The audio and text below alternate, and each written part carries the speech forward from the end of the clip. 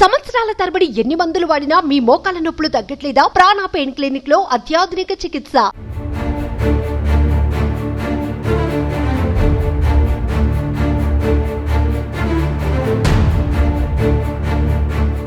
NDA ఉమ్మడి అభ్యర్థిగా Telugu Desam party నుంచి నామినేషన్ వేయడం జరిగింది. ఈ నామినేషన్కి వచ్చిన ప్రతి ఒక్కరికి ప్రత్యేకంగా ధన్యవాదాలు తెలియజేస్తున్నాను. ఈరోజు నామినేషన్కి విశేషంగా కార్యకర్తలు రావటం, వారి అందరూ ఎంతో ఉత్సాహంగా దీంట్లో పాల్గొన్నారు. వారికి మరొకసారి ప్రత్యేకంగా ధన్యవాదాలు తెలియజేస్తున్నాను.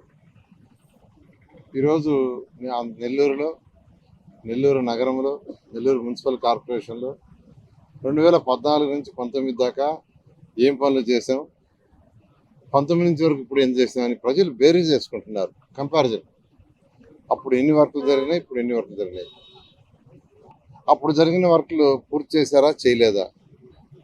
2014 నుంచి 19 దాకా 5,260 కోట్లతో అనేక ప్రాజెక్టులు చేసాం.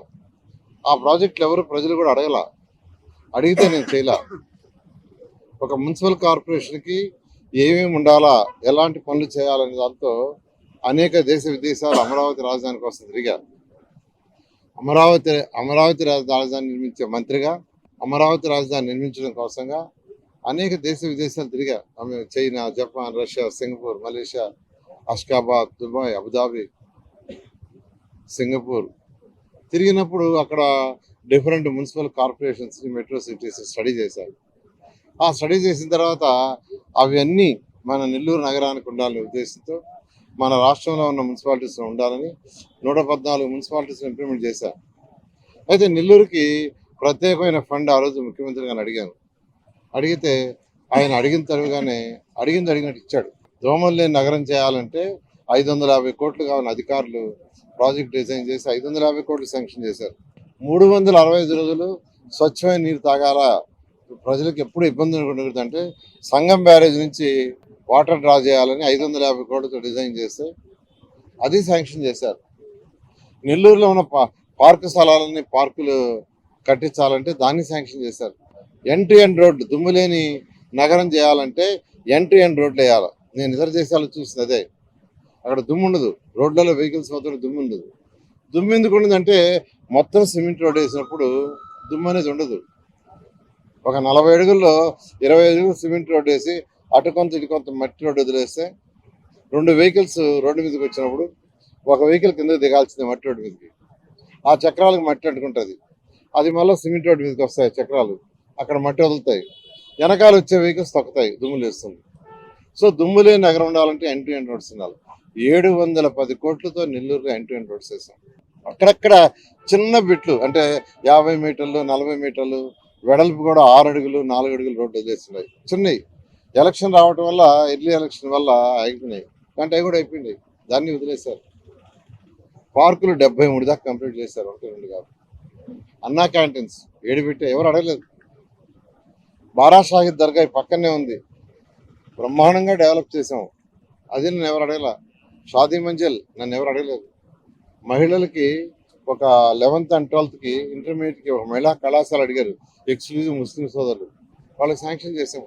గోసా హాస్పిటల్ మహిళలకి యాక్చువల్గా ఎక్స్క్లూజివ్ హాస్పిటల్ కావాలంటే 2 కోట్లతో శాంక్షన్ చేసాం. విఆర్ కళాశాలలో యాక్చువల్గా రెసిడెన్షియల్ పేదలు నిరుపేద కోసంగా విఆర్ఐ స్కూల్ పైన ఒక రెసిడెన్షియల్ కళాశాల పెట్టాను 11th and 12th. దాన్ని రెసిడెన్షియల్ తీసేసి డే స్కాలర్ పెట్టారు.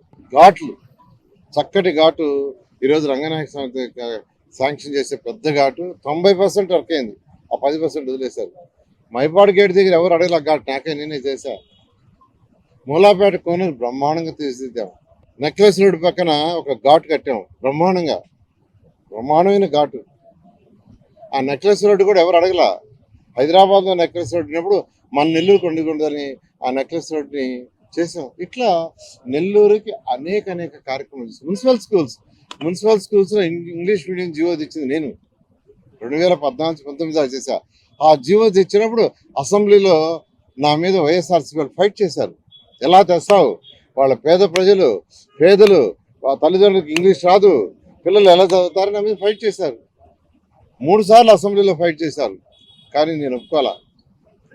చివరికి ఆప్షన్ అడిగారు, ఇంగ్లీష్ ఆర్ తెలుగు అని. పిల్లలందరినీ మార్చేసిన తర్వాత చేశారు. ఈ రాష్ట్రంలో మంత్రి కాగానే నా ఆధ్వర్యంలో 2000 మున్సిపల్ స్కూల్స్ ఉంటే పిల్లలు నేల మీద కూర్చుంటున్నారు.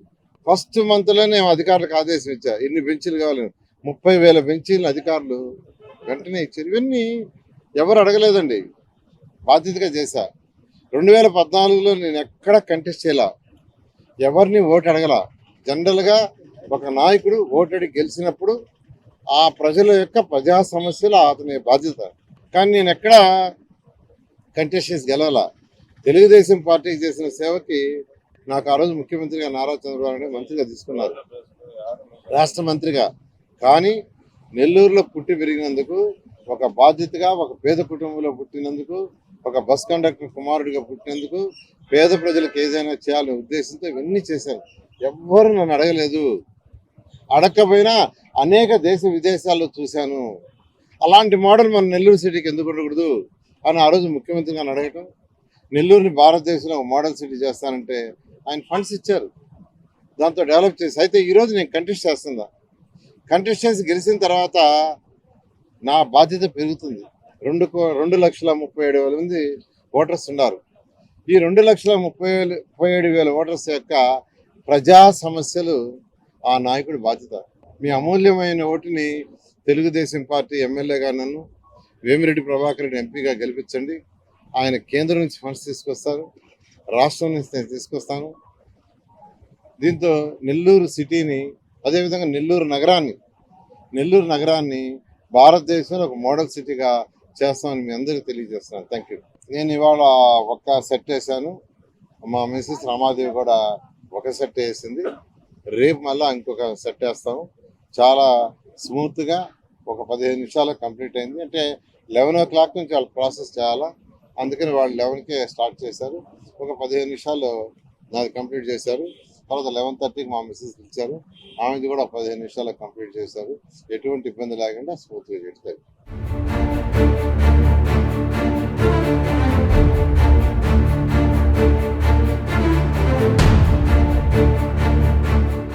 సుమన్ టీవీలో మీ పర్సనల్ అండ్ బిజినెస్ ప్రమోషన్స్ కోసం కింది నెంబర్కి కాంటాక్ట్ చేయండి.